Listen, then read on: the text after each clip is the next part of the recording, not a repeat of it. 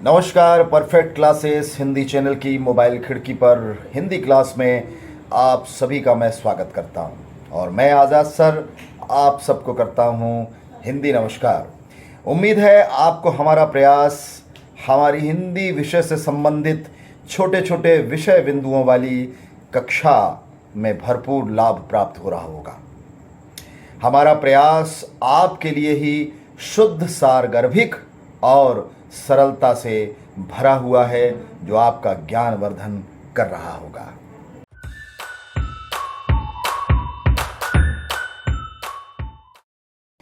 कहते हैं देशस्य पूज्यते राजा सर्वत्र पूज्यते विद्वान।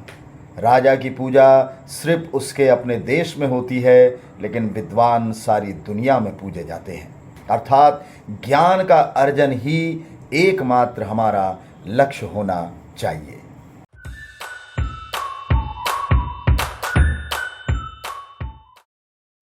जैसा कि पिछले एपिसोड में हमने कहा था कि विराम चिन्हों की परिभाषा, उनके उपयोग का स्थान एवं वाक्यों के माध्यम से उदाहरण, ये सब कुछ आज ही क्लास के मुख्य आकर्षण रहेंगे।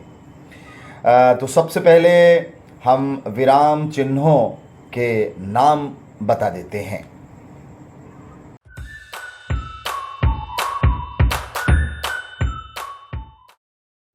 विराम चिन्हों के नाम इस प्रकार हैं। पहला पूर्ण विराम, अर्ध विराम, अल्प विराम, प्रश्नवाचक चिन्ह, आश्चर्य या विस्मयादिबोधक चिन्ह, निर्देशक या संयोजक या सामासिक चिन्ह, कोष्टक चिन्ह, अवतरण या उद्धृढ़ चिन्ह, उपविराम या अपूर्ण विराम।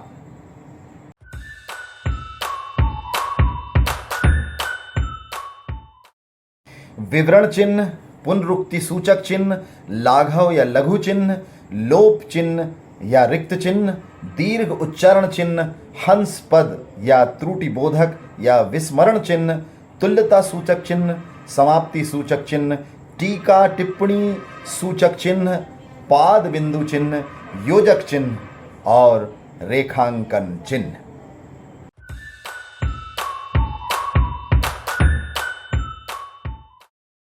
और अब विराम चिन्हों की परिभाषाएं एवं उपयोग और उनके उदाहरण वाक्य।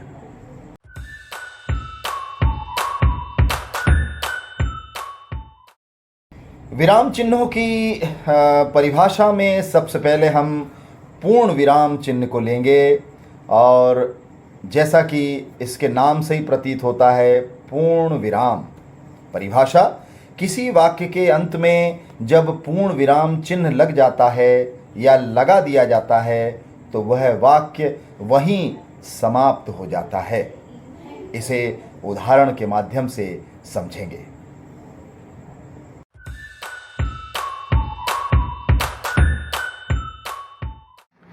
सबसे पहले वाला विराम चिन्ह, उसकी आकृति। सबसे पहले विराम चिन्ह आता है पूर्ण विराम चिन्ह। उसकी आकृति आप देख रहे हैं। ये एक खड़ी आधी लकीर जैसा है, या इसे कह सकते हैं अंग्रेजी का एक जैसा है, या अंग्रेजी का आई या एल जैसा है। उदाहरण हम ले सकते हैं। उदाहरण वाक्य के जरिए हम समझ सकते हैं कि पूर्ण विराम चिन्ह कहाँ लगाया जाता है और कैसा होता है। पहला वाक्य देखेंगे, सुरेश ने भोजन कर लिया है, ये पूर्ण विराम चिन्ह लगा है। और दूसरा वाक्य लेते हैं, रिंकी कल आएगी, ये पूर्ण विराम चिन्ह लगा हुआ है। और तीसरा वाक्य है, तुम ऑफिस चले जाओ, पूर्ण विराम चिन्ह लगा है। वाक्य के अंत में पूर्ण विराम चिन्ह लगता है, वाक्य पूरा हो जाता है, बात पूरी हो जाती है और वहीं पूर्ण विराम चिन्ह लगाया जाता है।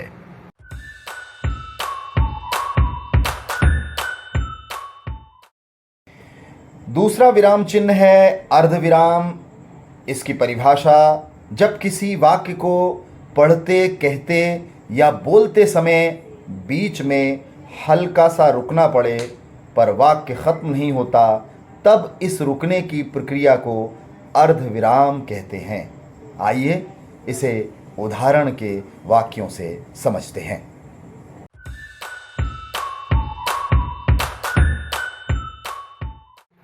दूसरा विराम चिन्ह है जिसका नाम है अर्ध विराम चिन्ह एवं उसकी आकृति हम देखेंगे। उसकी आकृति है ये एक डॉट और एक कामा का निशान, उससे मिलकर अर्धविराम चिन्ह बनता है। इसे हम अर्धविराम कहते हैं। उदाहरण के रूप में हम समझेंगे वाक्यों के जरिए। पहला वाक्य है असलम तो अच्छा लड़का है, अर्धविराम चिन्ह, किंतु उसकी संगत बुरी है।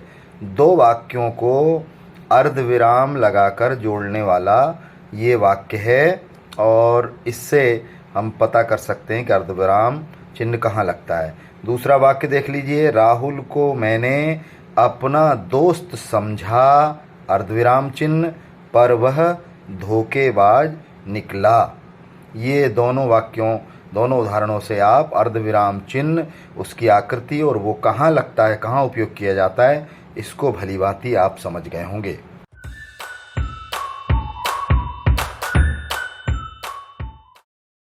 तीसरा विराम चिन्ह इस श्रृंखला में हमने लिया है अल्प विराम। परिभाषा, जब किसी वाक्य को सटीक रूप में कहने के लिए वाक्य में अर्ध विराम से ज़्यादा लेकिन पूर्ण विराम से कम समय लगता है तब वहाँ अल्प विराम लगाया जाता है। इसे उदाहरण से समझेंगे।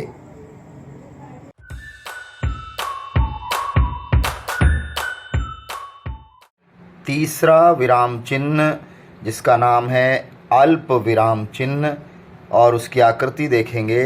ये उसकी आकृति है। इसे अंग्रेज़ी में कामा भी कहते हैं। उदाहरण के जरिए समझेंगे। पहला उदाहरण है नवीन ज़रा इधर आइए, ये कामा लगा हुआ है और अंत में पूर्ण विराम लगा हुआ है। दूसरे वाक्य के जरिए समझेंगे, हाँ मैं कल चेन्नई जाऊंगा, ये पूर्ण विराम लगा है और ये अल्प विराम लगा है जिसे अंग्रेजी में कामा कहते हैं।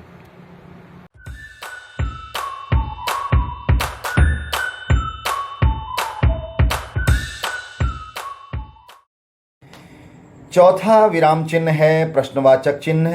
परिभाषा, जिस वाक्य में किसी प्रश्न के पूछे जाने का भाव हो, उस वाक्य के अंत में जिस चिन्ह का प्रयोग किया जाता है वह प्रश्नवाचक चिन्ह होता है।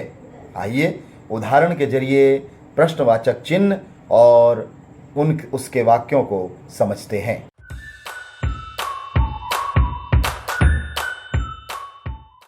साथियों, चौथा विराम चिन्ह जिसका नाम है प्रश्नवाचक चिन्ह और उसकी आकृति हम देखेंगे।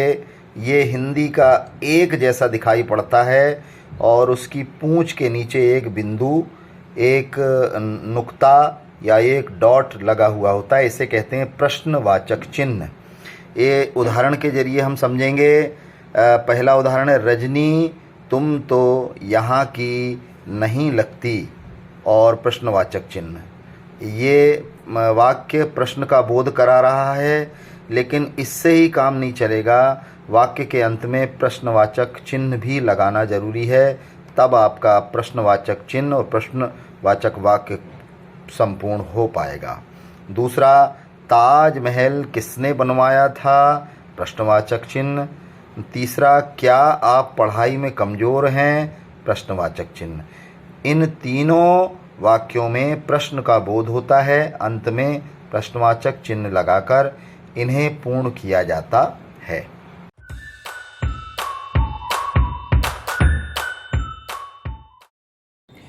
पांचवें नंबर पर हमने विराम चिन्ह लिया है आश्चर्य या विस्मयादिबोधक चिन्ह।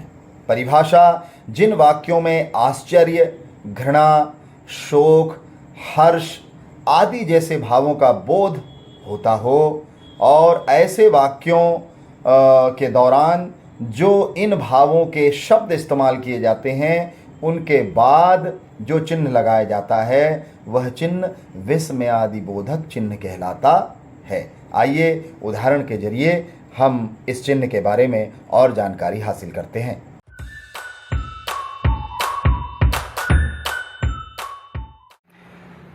विराम चिन्हों में 5वां नंबर आता है आश्चर्य या विस्मयादिबोधक चिन्ह का। इसकी आकृति आप देख रहे होंगे, एक पूर्ण विराम जैसा है और उसके नीचे डॉट है, बिंदु है। ये दोनों चिन्हों को मिला करके आश्चर्य या विस्मयादिबोधक चिन्ह पूर्ण होता है। उदाहरण के जरिए समझेंगे कहाँ लगाया जाता है ये। पहला उदाहरण है, अरे तुम यहाँ। अरे मतलब आश्चर्य व्यक्त किया जा रहा है, उसके ठीक बाद ये विस्मयादिबोधक चिन्ह लगाया जाता है और वाक्य के अंत में पूर्ण विराम चिन्ह लगाया जाता है। दूसरा, छी कितनी गंदगी है। जहाँ पर घृणा को दर्शाने वाला कोई शब्द है वहाँ पर आश्चर्य या विस्मयादिबोधक लगेगा, चिन्ह लगेगा और उसके बाद पूर्ण विराम। ये वाक्य संपूर्ण हो गया। तीसरा, शाबाश मेरा नाम ऊंचा कर दिया तुमने। शाबाश किसी चीज़ को रेखांकित करता हुआ शब्द, उसके आगे भी आश्चर्य या विस्मयादिबोधक चिन्ह लगेगा और अंत में पूर्ण विराम चिन्ह लगेगा। तब जा कर के आश्चर्य और विस्मयादिबोधक चिन्ह पूर्ण होगा और उसके लगाने की उपयोगिता हमें समझ में आएगी।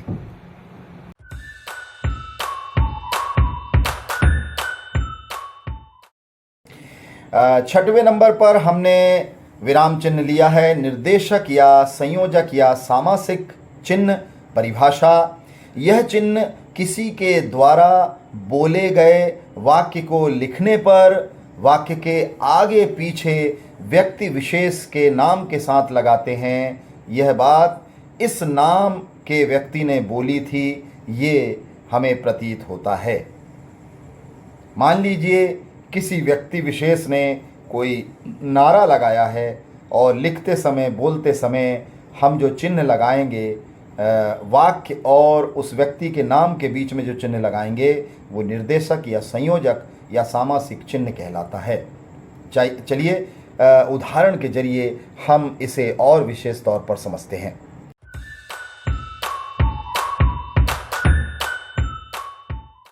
पार्ट 1 के इस एपिसोड में छठवां विराम चिन्ह है निर्देशक या संयोजक या सामासिक चिन्ह।